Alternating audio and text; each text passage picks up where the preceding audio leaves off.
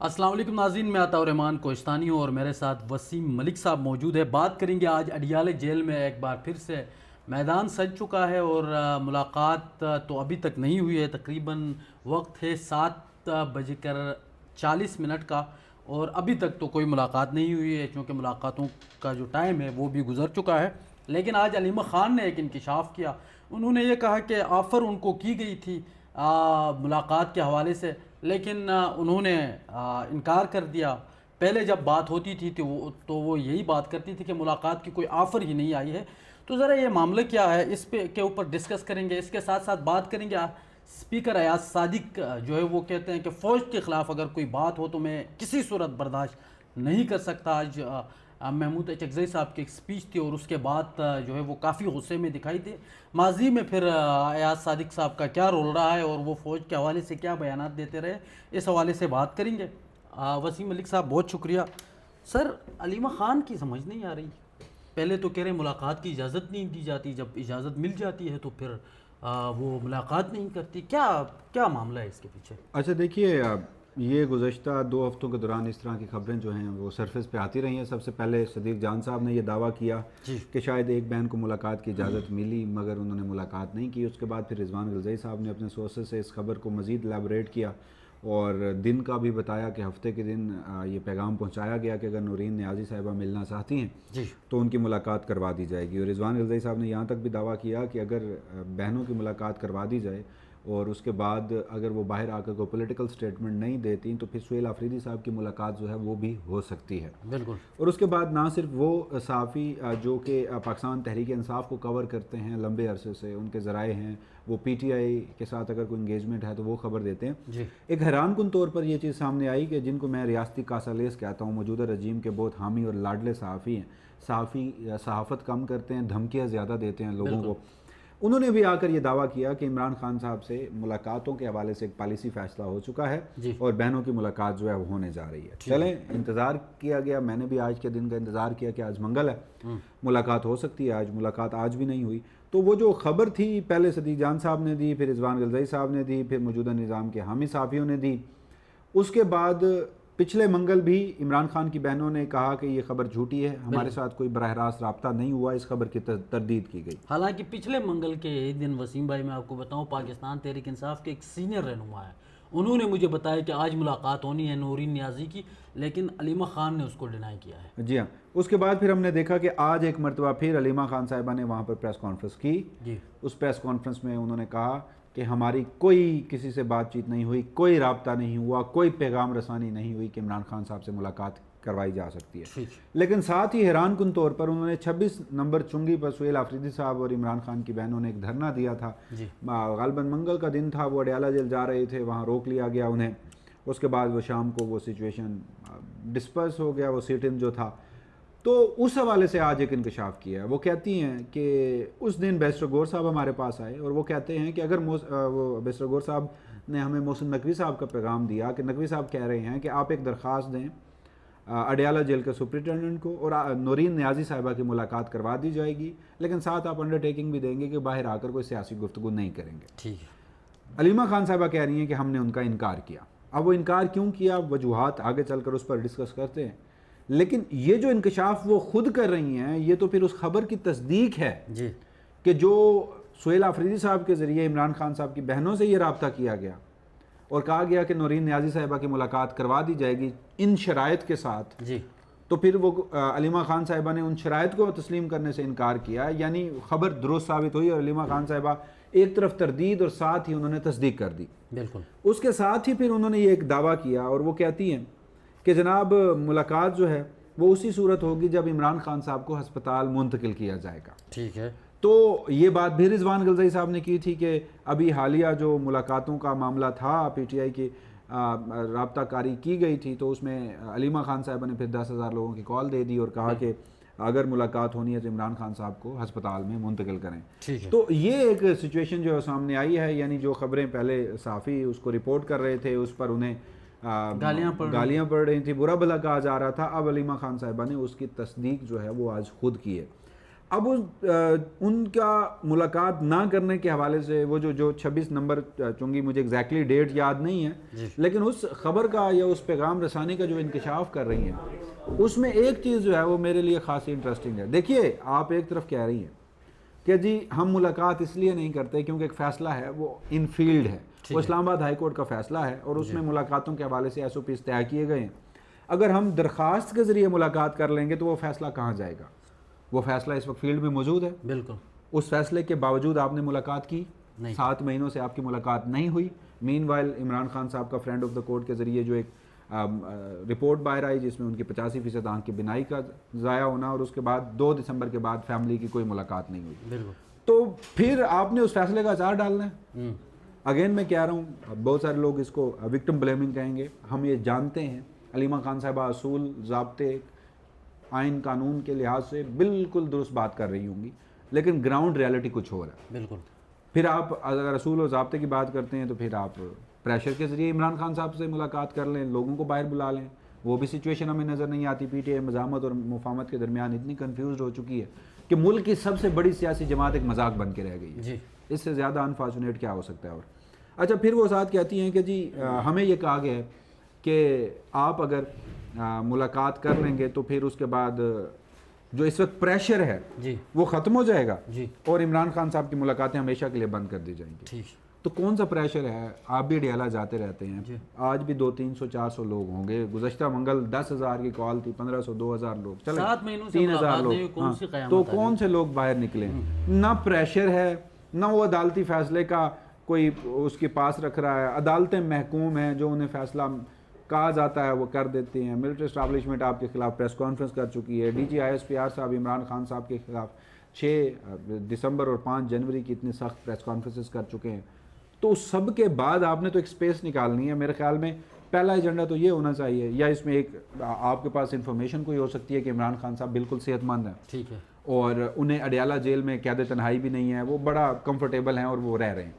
ایک تو جیل کسی صورت کمفرٹیبل ہو نہیں سکتی، لیکن پھر بھی چلیں for the sake of argument آپ کے پاس علیمہ خان صاحبہ کے پاس یہ کوئی انفارمیشن ایسی ہے جس کے نتیجے میں انہیں تسلی ہے کہ ان کے بھائی ٹھیک ہے، لہٰذا ہم باہر یہ پریشر کریٹ کرتے رہیں کہ ملاقاتیں نہیں ہونی. یا تو یہ ایک سینیریو ہے، لیکن ساتھ آپ خود کہتی ہیں کہ عمران خان صاحب کی صحت ٹھیک نہیں ہے، ہسپتال منتقل کیا جائے، قید تنہائی ہے، بچوں سے ملاقات نہیں ہے. بشرا بی بی کی جو حالت ہے وہ کل ان کی بیٹی جو ہے مبشرہ، انہوں نے جو ہوم ڈپارٹمنٹ پنجاب کو لکھا اس میں جو ایک جیل اہلکار کے حوالے سے انہوں نے نام لیا. تو یہ ساری صورتحال دیکھتے ہوئے تو میرے خیال میں ایک اسٹریٹجی یہ ہونی چاہیے تھی کہ آپ کو ملاقات کر لینی چاہیے تھی. 2 دسمبر کی ملاقات عدالتی فیصلے پہ تو نہیں ہوئی. بالکل.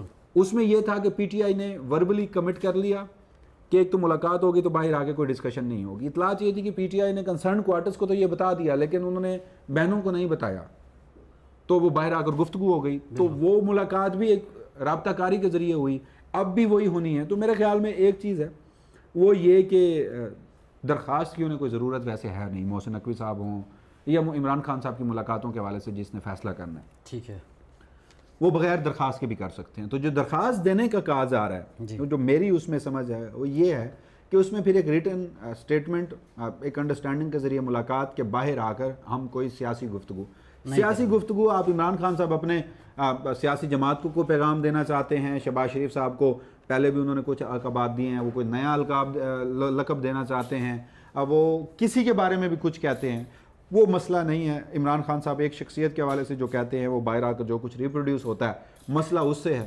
تو وہ گفتگو باہر آ کر اگر بہنیں کریں گی تو پھر سسٹم کے پاس ایک انڈرٹیکنگ ہو جو ان کی جانب سے دی گئی ہو، جس کی وائلیشن ہو، تاکہ کل کو اگر ملاقات نہیں کروائی جاتی اور PTI اس پر رولا ڈالتی ہے تو نظام جو ہے وہ دکھانے کو ہو کہ دیکھیے جی یہ انڈرٹیکنگ ہمارے ساتھ تھی، تو اس سے انہوں نے خود اس کو بریچ کیا ہے تو اس کی وجہ سے ملاقاتیں نہیں ہو رہی. اور کوئی سچویشن مجھے نظر نہیں آ رہی.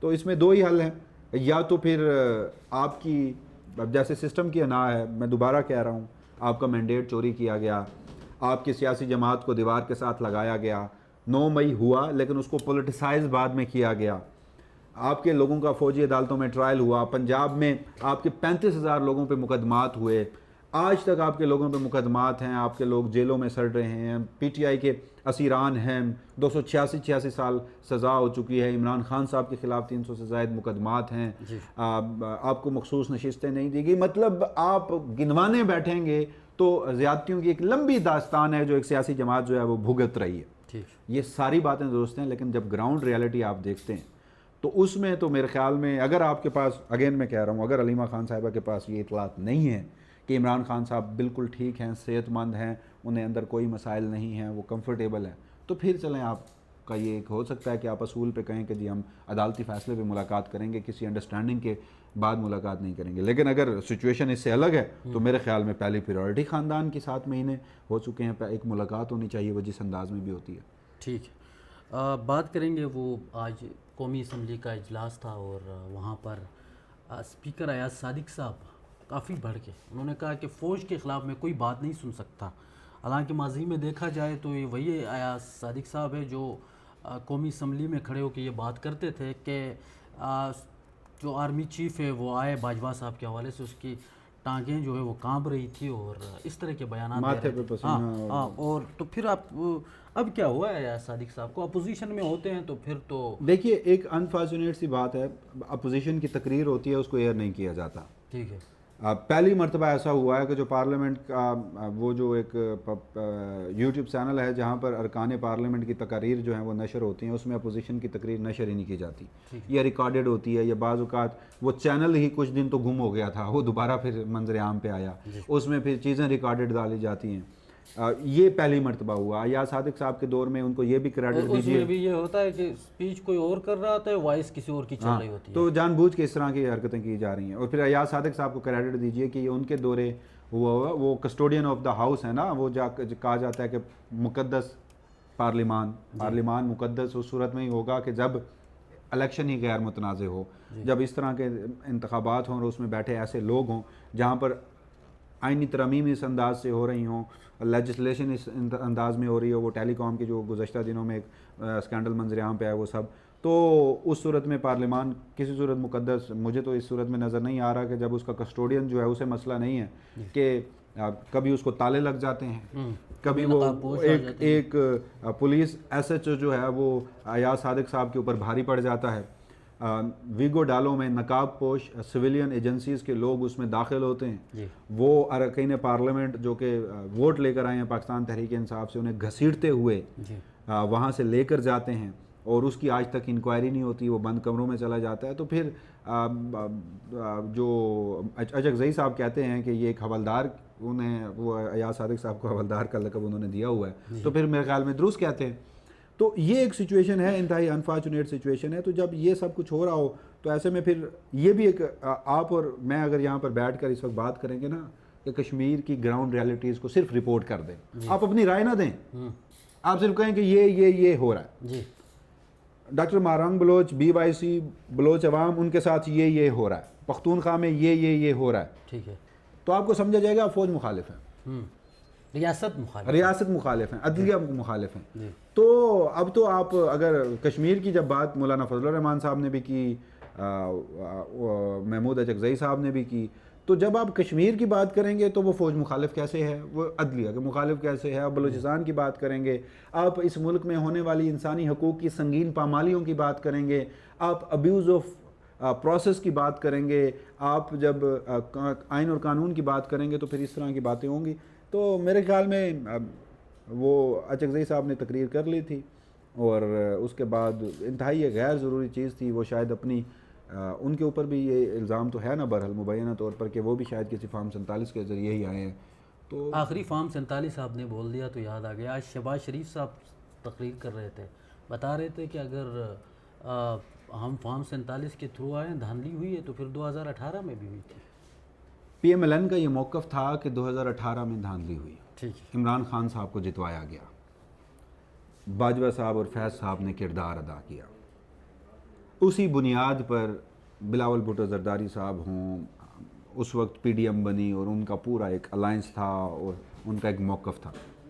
آج شہباز شریف صاحب خود وزیر اعظم ہیں اور یہ کہتے ہیں کہ یہ انتخابات 2024 والے فری اینڈ فیئر انتخابات ہوئے تھے. ٹھیک ہے, تو آج وہ کہتے ہیں کہ اگر 2018 کی اسمبلی وہ تھی تو پھر آج بھی وہی ہے, یعنی وہ آج اس بات کا اقرار جرم کر رہے ہیں کہ 2018 تو دھاندلی تھی, تو اگر وہ ٹھیک تھی اور عمران خان صاحب دھاندلی کے نتیجے میں آئے ہیں تو ٹھیک ہے, پھر ہم بھی دھاندلی کے نتیجے میں مان رہے کہ ہم فارم 47. ایک تو انہوں نے اقرار جرم کیا اور دوسرا آپ وزیر اعظم ہیں, آپ 2024 والے فری اینڈ فیئر انتخابات ہوئے تھے. تو آج وہ کہتے ہیں کہ اگر 2018 تو دھاندلی تھی تو اگر وہ ٹھیک تھی اور عمران خان صاحب دھاندلی کے نتیجے میں آئے ہیں تو ٹھیک ہے, پھر ہم بھی دھاندلی کے نتیجے میں. مان رہے کہ ہم فارم 47. ایک تو انہوں نے اقرار جرم کیا اور دوسرا آپ آپ آج بیٹھ کے ایک انڈیپینڈنٹ انکوائری کمیشن بنوائیں، جوڈیشل کمیشن ہو یا کچھ ہو. عمران خان صاحب تو متعدد مرتبہ یہ کہہ رہے ہیں، بلکہ ٹروتھ اینڈ ریکنسیلیشن کمیشن کی وجہ سے بات ہوتی ہے. اب اس کو بھی مذاق بنا دیا گیا پاکستان میں. تو وہ ایک بنائیں جو 2018 کے انتخابات کے حوالے سے بھی اس کی تحقیقات کر لے، 2024 کے انتخابات کے حوالے سے عمران خان نے اسمبلی میں کھڑے ہو کے باقاعدہ طور پہ یہ تحقیقات کر لیں. اور چھوڑیں آپ ذرا خود بھی الیکشن ٹریبیونل سے ایک واحد معاملہ ہے جو انتخابات کے بعد انتخابی تنازعات کو دیکھتا ہے. تو آپ 2018 کے انتخابات کے بعد کے انتخابی ٹریبیونلز کو دیکھیے اور آج کے انتخابی ٹریبیونلز کو دیکھیے، باقی سارے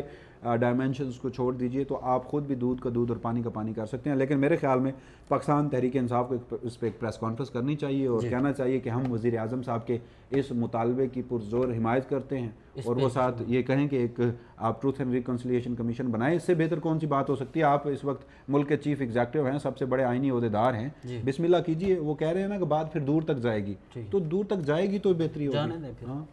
ویسے بہت شکریہ. ویسے اگر دیکھا جائے تو پھر 2018 میں جو اس وقت وزیر اعظم عمران خان تھے تو وہ باقاعدہ طور پر اسمبلی میں اس کے آن دا ریکارڈ اسپیچز پڑھی ہوئی ہے. وہ وہاں پر یہ بتا رہے ہوتے ہیں کہ آؤ جن حلقوں پہ آپ کو اعتراض ہے ان کو کھول دیتے ہیں. تو اس وقت بھی پھر یہی شہباز شریف نہیں کچھ دیکھیں اس وقت بھی جیسے آج کل ہو رہا ہے نا جی سچویشن میں شدت، ورسٹ کے سینیریو اب ہو سکتا ہے.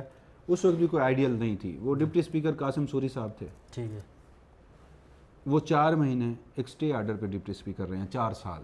ٹھیک، وہ ٹریبیونل تھا. اب ٹریبیونل کو فیصلہ کرنے دیا جاتا، وہ جیت کے آئے ہوں گے. میں یہ نہیں کہہ رہا کہ وہ دھاندلی زدہ ان کی نشست تھی، ہاں ممکن ہے درست ہو، لیکن ان کے خلاف جو ٹریبیونل میں گئے تو وہ ایک سٹے پہ 4 سال بیٹھے رہے. تو واقعات ہیں، انفارچونیٹ ہے کہ ہماری جو پولیٹیکل ہسٹری ہے وہ ان واقعات سے بھری پڑی ہے. لیکن جب آپ کمپیئر کرنے بیٹھتے ہیں تو پھر آپ کو 2024 کے انتخابات میں تو بیڑا ہی غرق نظر آتا ہے نا. تو پھر جو 2029 میں آئیں گے وہ بھی یہی بتائیں گے کہ 24 کو آپ کھول دیں، پھر دودھ کا دودھ. ویسے ایک بات آپ کو بتاؤں، قاضی فائز عیسیٰ جو بات کرتے تھے نا، جی متعدد مرتبہ ان کی آبزرویشن تھی کہ 2024 کے الیکشن کو آپ کیوں اب 2018 سے شروع کیجیے. جی تو جو قاضی فائز عیسیٰ کہتا تھا شہباز شریف بھی وہی کہہ رہا ہے. ان کی سوچ میں بہت الائنمنٹ ہے. ٹھیک ہے ناظرین، یہ کچھ تفصیلات تھی جو آپ کے سامنے رکھی. امید کرتے ہیں یہ ویلاگ آپ کو پسند آیا ہوگا. انشاءاللہ ملیں گے ایک اور ویلاگ میں، تب تک کے لیے اجازت دیجیے. اللہ حافظ.